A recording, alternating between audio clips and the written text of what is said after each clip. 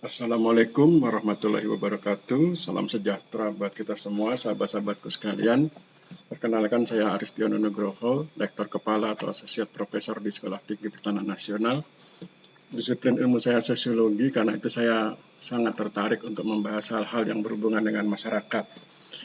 Saat ini kita sedang hidup di era pandemi, kita hidup ketika orang-orang mengalami kesulitan dalam rangka menjaga kesehatan dan juga mengalami kesulitan dalam rangka menjaga kondisi keuangan, atau dalam konteks bangsa atau dalam konteks negara orang menyebutnya ekonomi. Jadi ada sesuatu hal yang sulit atau sesuatu hal yang membutuhkan perjuangan ketika dia harus memenuhi kesehatan dan juga harus memenuhi perekonomian. Dan salah satu bagian atau salah satu hal yang saya pikir cukup memerlukan perhatian kita adalah para pedagang kecil. Dan pada kesempatan ini saya ingin membahas bersama-sama Anda sekalian dari berbagai sumber yang saya peroleh dari media digital tentang pedagang bakso. Jadi bagaimana para pedagang bakso itu berjuang di era pandemi, dan tetapi kemudian kita cari sisi baiknya, yaitu tentang bagaimana ketika para pedagang bakso itu berhasil melakukan perjuangan yang sehat, perjuangan yang baik, yaitu di satu sisi mereka tetap bisa menjaga kesehatannya dan di sisi lain mereka juga bisa memperbaiki perekonomiannya. Kita mulai dari informasi yang kita peroleh dari kompas.com. Di kompas.com kali ini ada berita tentang pedagang bakso. Jadi di kompas.com ini diceritakan tentang pedagang bakso keliling yang jatuh bangun untuk menyekolahkan anaknya hingga sarjana. Artikel ini diposting tanggal 7 bulan 2 tahun 2020 dan saya pikir masih cukup relevan ketika kita bahas sekarang untuk menunjukkan bagaimana gigihnya para pedagang bakso keliling dalam membangun perekonomian keluarganya. Jadi ini foto yang diunggah, kisah Joni Mingun, pedagang bakso tangguh binaan Dompet Duafa, dan Miwon jatuh bangun demi sekolah anak-anak. Kompas.com menceritakan namanya Joni Armani Mingun, pedagang bakso asal Wonogiri, Jawa Tengah. Meski hanya seorang pedagang bakso, pria ini sukses menyekolahkan anak-anaknya hingga sarjana. Ia mulai memasak bakso sejak pukul 02.00 waktu Indonesia Barat. Dini hari barulah berkeliling pada pukul 09.00 waktu Indonesia Barat, pagi hingga sore. Bakso dagangannya dibanderol hanya 10.000 per mangkok dan selalu habis terjual 200 porsi setiap hari. Joni kerap mangkal di kawasan Jalan Masjid Al-Falah, Pasar Minggu, Jakarta Selatan, namun perjalanan hidupnya sebagai pedagang bakso tak mulus-mulus saja. Dalam keterangan tertulisnya Jumat 7 bulan 2 tahun 2020 diceritakan, sejak lulus sekolah teknik menengah pada 1984, Joni nekat hijrah ke Jakarta untuk memulai usaha bengkel bersama pamannya di kawasan Pasar Minggu. Namun tak berlangsung lama ia memutuskan pulang ke Wonogiri dan menikah.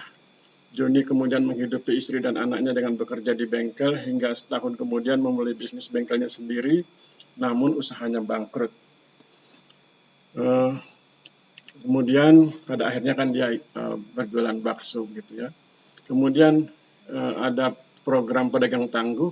Beruntung Joni pada tahun 2004 ia bertemu tim karya masyarakat mandiri Dompet Duafa yang sedang melakukan asesmen program pedagang tangguh ketiga bersama Miwon. Dengan semangat, Joni pun menyiapkan berkas dan data administrasi untuk ikut serta program itu. Baginya ini adalah kesempatan dan rezeki agar mendapatkan wawasan baru dan pelatihan-pelatihan yang digelar.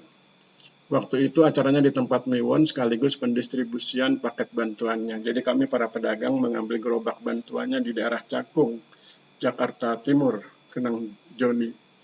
Ada sebanyak 104 gerobak, sebagian bawa pulang pakai mobil, yang lain karena senangnya gerobak dibawa dorong sendiri konvoi beramai-ramai dari Cakung. Kini Joni tidak hanya pedagang bakso keliling saja, ia sudah mampu menerima pesanan atau order bakso untuk berbagai acara. Kalau ingat perjuangan itu, ya untuk jadi cerita masa lalu, kata dia. Meski sukses berjualan bakso, Joni berharap anak-anaknya bisa lebih sukses darinya. Ini dari Kompas. kompas.com. Sekarang mari kita lihat dari informasi yang lain. Ini dari bisnisjakarta.co.id. Artikelnya dimuat 9 November 2017. Pedagang bakso keliling, para pejuang ekonomi mikro. Jadi kalau sekarang kita sedang bicara tentang pandemi, misalnya kalau kita bicara tentang PPKM, program pembatasan kegiatan masyarakat, maka tentu para pedagang bakso keliling ini menjadi mungkin masih tetap bisa berdagang, tapi tetap harus memenuhi ketentuan protokol kesehatan.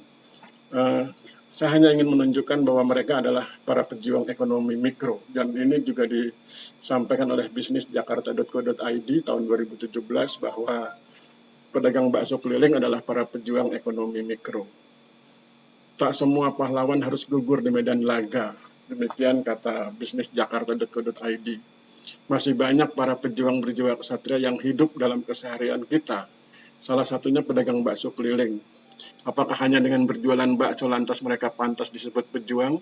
Kisah heroik mereka tertuang penuh dalam acara diskusi interaktif bertajuk Pejuang Ekonomi Mikro yang digelar PT Miwon Indonesia bersama Dompet Duafa di kantor Miwon Pulau Gadung, Jakarta, Kamis 9 November 2017.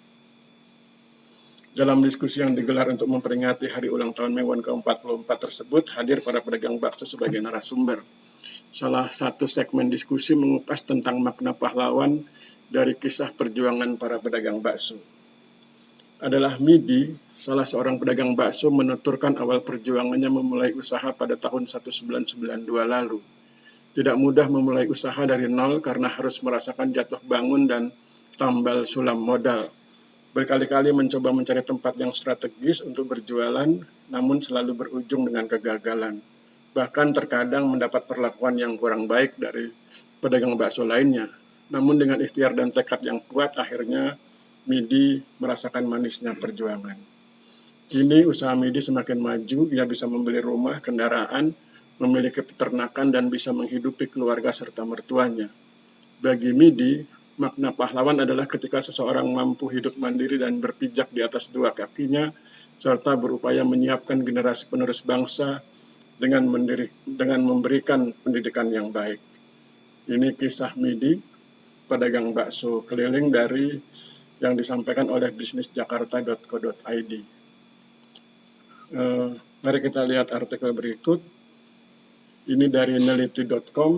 Neliti.com ini adalah situs yang khusus bicara tentang hasil penelitian.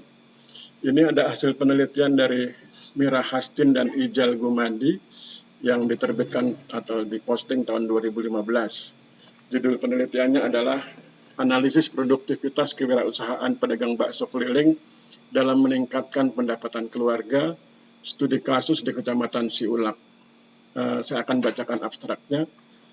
Permasalahan yang diangkat dalam penelitian ini adalah berapakah pendapatan pedagang bakso keliling, faktor-faktor apa yang mempengaruhi produktivitas pedagang bakso keliling, dan berapa besar produktivitas pedagang bakso keliling dalam meningkatkan pendapatan keluarga di Kecamatan Siulak. Di mana tujuannya untuk mengetahui besarnya pendapatan pedagang bakso keliling serta faktor yang mempengaruhi produktivitasnya dan seberapa besar produktivitas pedagang bakso keliling dalam meningkatkan pendapatan keluarga di Kecamatan Siulak. Jenis penelitian yang digunakan adalah penelitian deskriptif kuantitatif. Untuk memperoleh data-data yang diperlukan dilakukan melalui dua cara, yakni penelitian kepustakaan dan penelitian lapangan atau survei. Di dalam penelitian ini, peneliti menggunakan sistem penarikan sampel jenuh di mana semua populasi dijadikan sampel. Jumlah populasi adalah semua pedagang bakso keliling di Kecamatan Siulak yang berjumlah 12 pedagang bakso dan jumlah sampel juga sebanyak 12 pedagang bakso. Makanya tadi disebut sebagai sampel jenuh. Temuan penelitian menunjukkan bahwa rata-rata pendapatan pedagang bakso keliling di Kecamatan Siulak sebanyak Rp60.417 per hari atau Rp1.812.510 per bulan, dan sebanyak 89,4% pendapatan pedagang bakso dipengaruhi 3 variabel, yakni harga, pelayanan, dan tempat berjualan. Sedangkan 10,6% lainnya disebabkan oleh faktor lain. Pedagang bakso memperoleh keuntungan karena produktivitasnya lebih dari 1, yaitu 1,29. Jadi menurut hasil penelitian ini, di Kecamatan Siulak itu pendapatan pedagang bakso keliling adalah Rp60.417 per hari, dan mayoritas dipengaruhi oleh 3 variabel. Pendapatannya itu dipengaruhi oleh 3 variabel, yaitu harga, pelayanan, dan tempat berjualan. Jadi Rp60.000 per hari itu cukup menarik untuk mereka yang ingin berpenghasilan. Kita lihat artikel berikut. Artikel berikut dari kontan.co.id. Ini tulisan 6 Februari 2014, berawal dari pedagang bakso keliling. Ini cerita sukses tentang seorang pedagang bakso yang bernama Abdul Rahman Tukiman alias Cak Man. Memulai peruntungannya di bisnis kuliner bakso sejak berusia 19 tahun. Saat itu Cak Man masih menjadi pedagang bakso keliling milik orang lain. Kemudian beliau berjuang. Tahun 1980-an, Cak Man merintis usaha dari nol dengan modal awal 77.000. Tahun 80-an nilai uang itu cukup besar. Buktinya bisa buat menyewa satu rumah dan membeli gerobak bakso. Konsep bisnisnya masih sistem jualan keliling. Dalam waktu singkat, bisnis baksonya berkembang pesat hingga berhasil menambah 11 gerobak dan merekrut karyawan tahun 1980-an. Kemudian, kendati usahanya berkembang pesat bukan berarti perjalanan bisnisnya lancar terus. Dia mengaku usahanya pernah terganggu karena harus berpindah tempat beberapa kali. Saya pindah tempat sebanyak 3 kali, ujarnya. Penyebab pindah tempatnya beragam. Namun selalu ada hikmah di balik setiap peristiwa. Cak Man menceritakan kepindahannya yang justru memudahkan usahanya. Pasalnya, pemilik tanah memberi uang ganti rugi yang dipakainya buat menyewa tempat baru di seberang Jalan Es Parman nomor 71. Nah, warung bakso kota Cak Man di lokasi baru ini ternyata membawa hoki yang besar, karena mulai dari sana Cak Man mulai mengubah konsep warung baksonya menjadi restoran. Tahun 1990 merupakan tahun keemasan bagi bakso kota Cak Man. Restoran baksonya berkembang pesat dan mulai dikenal sebagai pemain bakso nomor 1 di Malang. Jadi ini tentang kisah sukses dari mulai pedagang bakso keliling hingga memiliki restoran bakso di Malang. Kemudian kita lihat artikel yang berikut. Ini artikel yang terakhir dari merdeka.com, Kamis 8 Maret 2018. Judul artikelnya, Rinto Daeng, penjual bakso keliling yang berpenampilan necis. Nah, ini orangnya. Pedagang bakso berpenampilan necis. Namanya Rinto Daeng. Padu padan setelan kemeja, dasi dilengkapi jas dan celana kain yang serba mulus karena jilatan permukaan serika diperkuat sepatu kulit mengkilat, pasti membuat orang pangling. Mereka bakal tidak menyangka kalau sosok yang berpenampilan necis bak pegawai kantoran ini adalah seorang tukang bakso keliling. Jadi ini adalah teknik marketing dari Rinto Daeng Sitaba, warga asli asal Kabupaten Takalar, Sulawesi Selatan, yang berdomisili di Jalan Tanggul Patompo, nomor 22, Kecamatan Tamalate, Makassar. Jadi ini gaya beliau ketika berjualan bakso. Dan sebagai teknik marketing itu sukses, ya. Sahabat-sahabat sekalian, jadi kita sudah melihat bagaimana perjuangan para pedagang bakso untuk menghidupi keluarganya.